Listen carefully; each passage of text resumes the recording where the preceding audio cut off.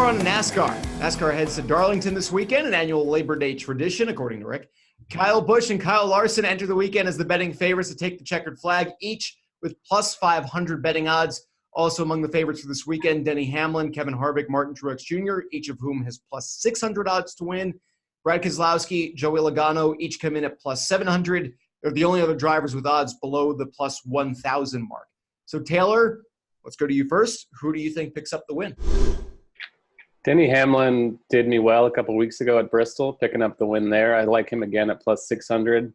Why go away from a good thing? If you want something of a sleeper, I kind of like Eric Jones. He's at plus 1,200. He finished fifth at this event last year.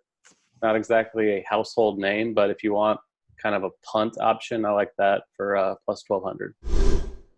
Yeah, I have Jones as a value play this week, Chase Elliott, and then Jimmy Johnson, because Johnson's won, more times at Darlington out of active drivers.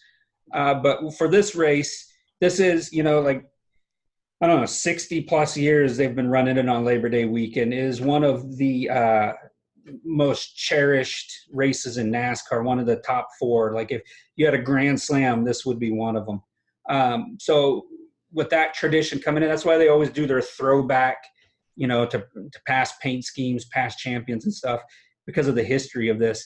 So there's a handful of drivers that have a shot at winning this. Truex, Hamlin, Harvick, Keselowski, Logano, like they've all won at Darlington before. So in all honesty, nobody has like the clear-cut favorite here or advantage at this track, which is going to make this race even more exciting, which for us NASCAR fans is a good thing. With that said, Kyle Busch hasn't won in 3 months. He hasn't won since Pocono back in June 2nd. So that's about 3 months once this race comes. Keselowski hasn't won since a race prior to that.